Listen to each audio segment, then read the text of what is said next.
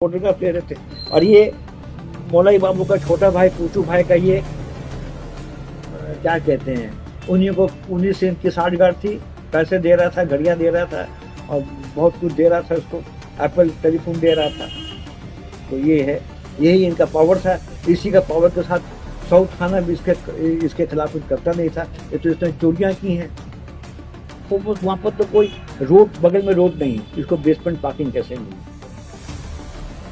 ठीक है, तो 4 कट्ठे से लगभग थोड़ी ज़्यादा थोड़ी कम जगह, उसको B+G+ वो कैसे मिला, राइट?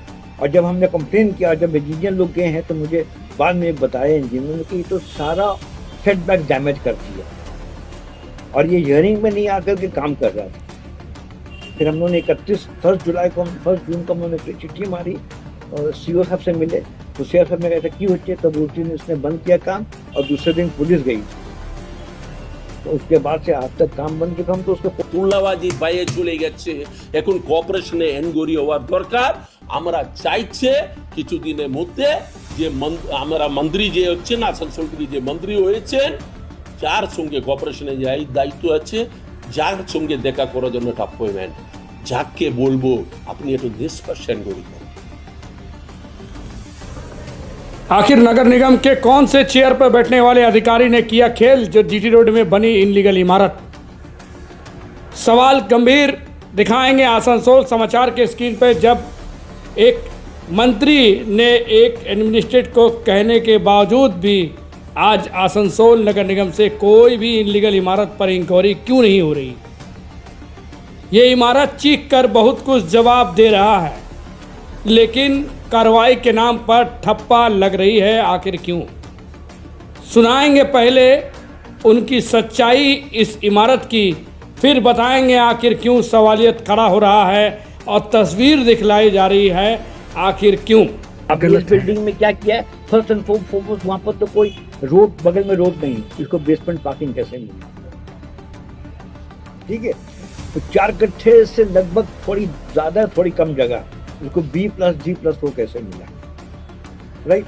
और जब हमने कंप्लेन किया, जब इंजीनियर लोग गए हैं तो मुझे बाद में बताया इंजीनियर ने कि तो सारा सेटबैक डैमेज कर दिया और ये हियरिंग में नहीं आकर के काम कर रहा था।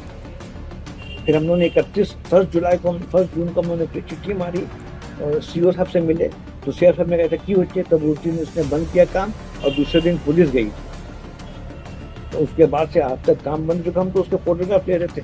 और ये मौलवी बाबू का छोटा भाई पूछू भाई का ये क्या कहते हैं, उन्हीं से इनकी साठगांठ थी, पैसे दे रहा था, घड़ियाँ दे रहा था और बहुत कुछ दे रहा था उसको, एप्पल टेलीफोन दे रहा था। तो ये है, यही इनका पावर था। इसी का पावर के साथ साउथ थाना भी इसके खिलाफ कुछ करता नहीं था। ये तो इसने चोरियाँ की हैं। क्या ये कहना गलत नहीं होगा कि राज्य के मुख्यमंत्री शुभेंदु अधिकारी के सत्ता परिवर्तन के बाद खुले रूप में उन्होंने कहा था कि कोई भी इनलीगल इमारत हो या इनलीगल गतिविधि को बर्दाश्त नहीं किया जाएगा। और अग्निमित्रा पाल ने जिस तरीके से नगर निगम में प्रेस कॉन्फ्रेंस कर उन्होंने कहा था, खुले रूप में एडमिनिस्ट्रेट से लेकर कमिश्नर को चुनौती दी थी कि एक एक इनलीगल इमारत बनाने वाले के ऊपर सख्त से सख्त कार्रवाई हो। तो आखिर आसनसोल के नगर निगम के कुछ दूरी पर जो इमारत बन रही थी, जिसके ऊपर लगातार नोटिस पर नोटिस दी गई, चिट्ठी पर चिट्ठी दी गई, उस कमिश्नर और सेक्रेटरी को खामोशी क्यों दिखाई पड़ी आसनसोल शहर में? ये कहीं ना कहीं सवाल खड़ा होता है। आखिर जिन्होंने मीडिया के सामने बात रखी, उन्होंने साफ तौर पे कहा कि मैंने अग्निमित्रा पाल को लिखित तौर पर जमा किया है, लेकिन कोई भी कार्य के नाम पर ठप्पा नजर आ रहा है। उन्होंने पूरी कागजात दिखाई, जहां पर चीख कर ये कागजात कह रही है कि इस कागजात के तहत कहीं ना कहीं ये इमारत में कहीं गंडगोल है। ये तो आसनसोल नगर निगम ही बता पाएगी, इंजीनियर के अधिकारी, कि आखिर किस 60-40 की खेल हुई जिसके कारण ये इमारत खड़ा हो रहा था, और किस नगर निगम के चेयरमैन पर बैठने वाले अधिकारी, किस चेयर की कौन सी भूमिका रही जिसके कारण ये इमारत को खुले रूप में हरी झंडी दी गई थी।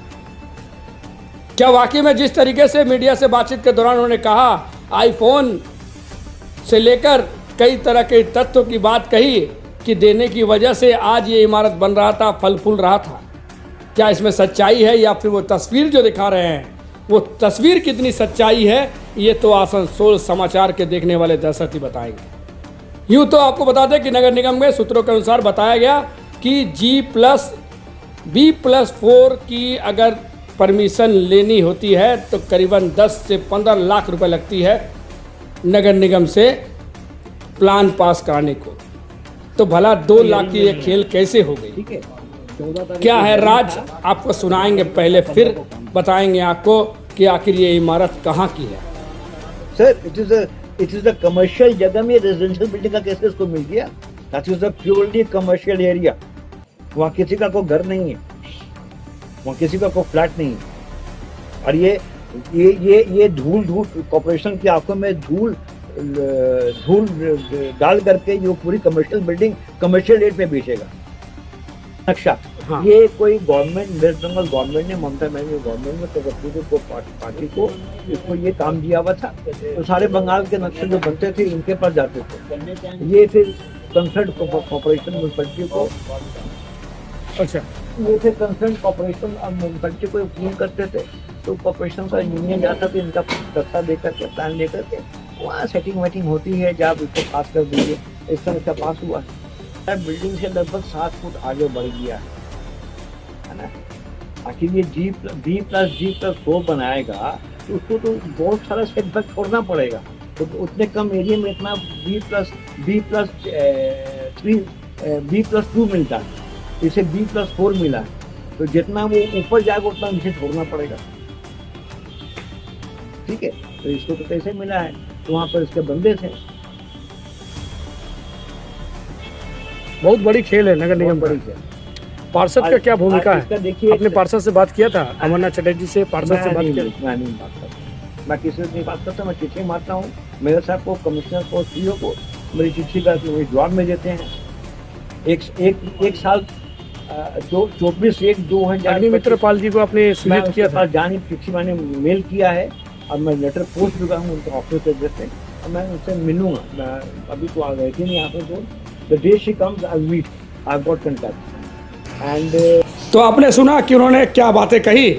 आखिर ये वाकई में जिस तरीके से उन्होंने बात कही है, ये कहना गलत होगा कि नगर निगम में कौन सी की एक कुर्सी में बैठने वाले अधिकारी ने ये खेल की, या फिर इनकी साहस कैसे हुई ये नगर निगम को मुंह पर तमाचा मारा और अवैध बिल्डिंग बनाने के लिए ये मार्केट में उतर गए। और जिस तरीके से आज इसके ऊपर आवाज़ उठ रही है, क्या ये वाकई में सच्चाई है? ये कहीं ना कहीं अब नगर निगम ही फैसला करेगी कि क्या ये इमारत बन रही है ये लीगल है या फिर इनलीगल। यूँ तो आपको बता दें कि खबर दिखलाने से पहले कुछ भाजपा के कार्यकर्ता और कुछ लिल्लू पुच्चू लोगों ने फ़ोन लगाकर खुले रूप में कहा कि ये बिल्डिंग इलीगल नहीं है, लीगल है। आप खबर करने से पहले 10 बार सोच लें। यूँ तो आपको बता दें कि आसनसोल समाचार हर वक्त इलीगल इमारत और इलीगल गतिविधियों को साफ तौर पर दृश्य करके दिखलाती है और आगे भी इस तरीके से खबर दिखलाएगी और कल खोलेगी इस बिल्डिंग के मालिकों की वो राज कि कहाँ पर किस तरीके से घोटाला किया, कहाँ पर किस तरीके से जीटी रोड में 2-2 इमारत बनाई और उसमें किस तरीके से इनलीगल का खेल किया। किसकी करोड़ों रुपए हड़प कर बैठे, आखिर वो क्यों चीख कर कहा, इसकी पूरी राज रखेंगे, हम दिखलाएंगे आसनसोल समाचार में। और भी आपको बता दें कि जिस तरीके से नगर निगम के ऊपर आज ये सवालियत खड़ा होता है, अग्निमित्रा पाल के ऊपर में भी, कि जिस तरीके से कृष्णेंदु मुखर्जी उत्तर विधानसभा के विधायक हैं और उन्होंने जिस तरीके से बात कही है कि किसी को भी बख्शा नहीं जाएगा। अब सवाल खड़ा होता है कि नगर निगम इसे बख्शती है या फिर कानूनी कार्रवाई होती है। ये कहीं ना कहीं अब समय की अपेक्षा है।